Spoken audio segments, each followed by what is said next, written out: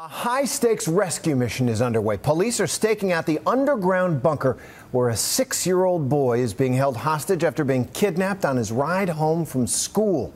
It was a deadly attack in broad daylight, one raising some chilling questions about how safe children really are on the school bus. ABC's Jim Avila brings us this report.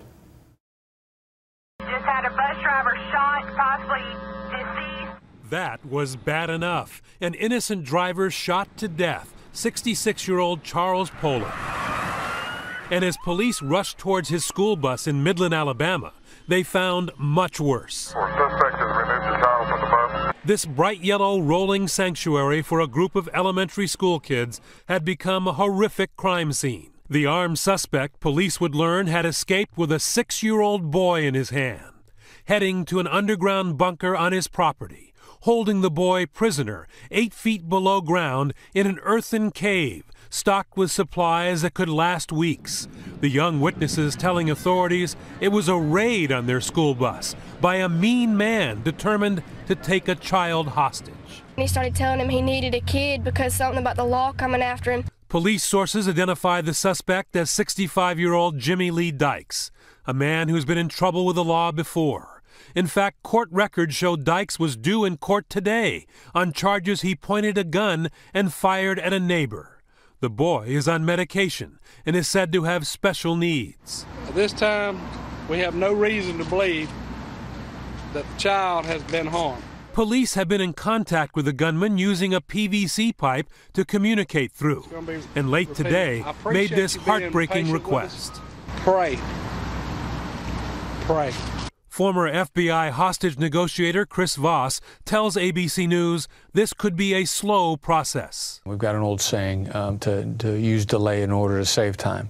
The more patient approach they take, the less likely they are to make mistakes, to move in slowly, to get it right, to communicate properly, and slowly and gently unravel this. Voss says rushing the bunker is the very last resort, especially in a case where the hostage taker may have planned the crime in advance. As long as they're talking, as long as they have some sort of dialogue, and he's indicated that he's open to talking, then they know that there's the possibility of getting him to come out and getting the child out safely. A frightening position for any parent to be in. School buses, all too often, are not the sanctuary they are supposed to be. From bullies on board a junior high bus last June, taunting the school bus matron. You're a troll. You're a troll. This angry parent threatening students he said bullied his daughter. I'm gonna you up, but this is my daughter, and I will kill her. Students put in danger by the person assigned to care for them. This driver in Allman, New York, was so intoxicated the children asked her to stop the bus. You passed the turn. What turn? The turn off this road. Stop, stop, you gotta stop. Okay, you gotta stop. Well, you're not okay, and I know it. Just turn it off, please. No, you can't. Turn the bus on. No, you can't get off the bus.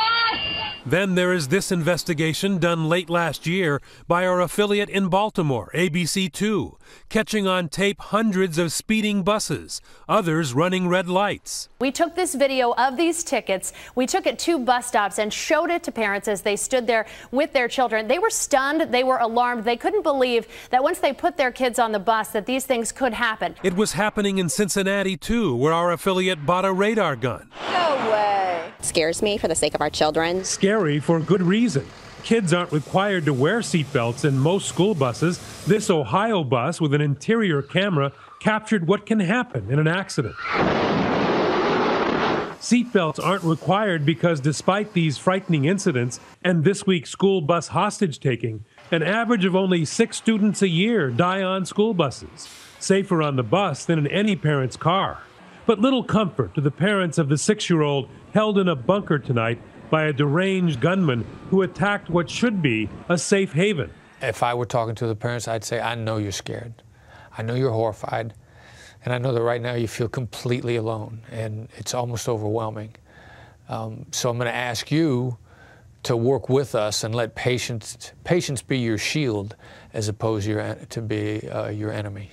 Parents who now, like police, can only be patient and pray. For Nightline, I'm Jim Avila in Washington.